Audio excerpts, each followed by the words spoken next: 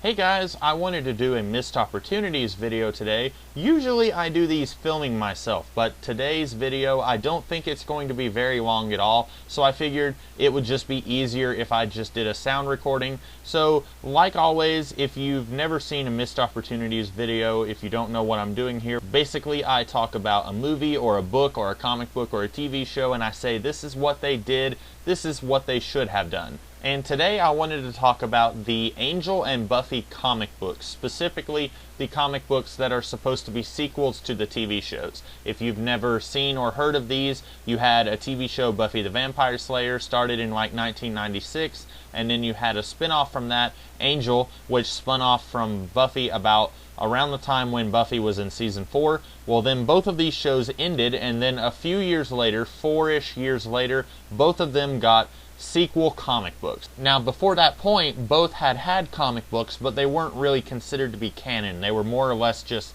supplemental. You would have a comic book where Buffy is still in high school or something like that, and it was not really not canon. There wasn't anything that would specifically contradict what was going on in the show, but at the same time, the purists, they would not really consider that to be official with what was going on in the shows. So this was the first time that you had comic books that were officially recognized as being sequels to what you had seen in the TV show. Almost 2 months ago, I did a couple of reviews of various Angel comic books that are sequels to the Angel TV series, about 3 volumes of Angel After the Fall, and then a volume of Angel and Faith. And this was an idea for this missed opportunities that came to me when I was doing those reviews, and I don't know why I didn't just do this video back then. I probably forgot about it, but I was thinking about, now that all of the Angel and Buffy characters are under one company, Dark Horse Comics, I really don't understand why we can't have various team-ups that we never could have had before. For those of you who don't know, the Buffy and Angel TV shows were originally on the WB channel, and then Buffy, for its last 2 seasons, I think, was on the UPN channel. And eventually those 2 channels merged to form the CW, but this was before that. So technically, these 2 shows, which were part of the same universe, and they had some of the same characters overlapping, they were on different networks. And then, after both shows ended, they both went to different comic book companies. So you had Buffy comics being done at Dark Horse, the Buffy Season 8 stuff, and then you had the Angel comics, Angel After the Fall, which was being done by IDW. And then eventually someone was like, hey, why don't we move these comics from IDW back over to Dark Horse Comics? And IDW, as I understand it, they were pretty gracious in the transition. They were like, okay, let's see if we can find a way for the plot that's going on in our stuff to kind of match up with what you're wanting to do with Angel over at Dark Horse. So I thought that was really good that they were pretty friendly about it in trying to move Angel back into the same company that Buffy was being done at. Now we've got characters who, in my humble opinion, I consider Faith to be a Buffy character. I know she was in Angel for a little while. She was kind of a minor recurring character in Angel, but I really considered her to be more of a Buffy character through and through. Now we've got a comic book, it's no longer going on, called Angel and Faith. We had a Buffy character and an Angel character teamed up in their own comic book that was an ongoing.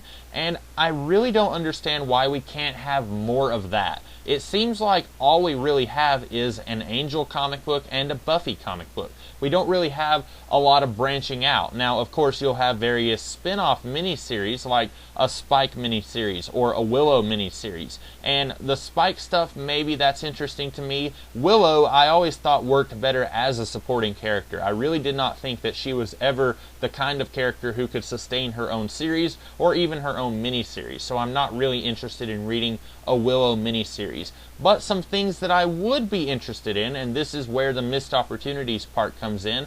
Why can't we have a comic book where Connor from Angel and Dawn from Buffy meet and team up and do something? The 2 annoying kid sidekick characters working together. That would be very interesting to see. Why can't we have Xander and Gunn teaming up and doing stuff? I really think that now that all of these comic books are done under the same company, we have a missed opportunity in that this kind of thing hasn't happened. Now, technically, it could still happen because, as far as I understand, we've still got sequel comic books coming out. I think very recently, Buffy Season 10 started, and as far as I know, Angel is still going on in some sort of comic book. I haven't really been keeping up with that. The last thing that I read was Volume 1 of Angel and Faith, and I was like 5 volumes behind on that, and I'm not reading any more of that series.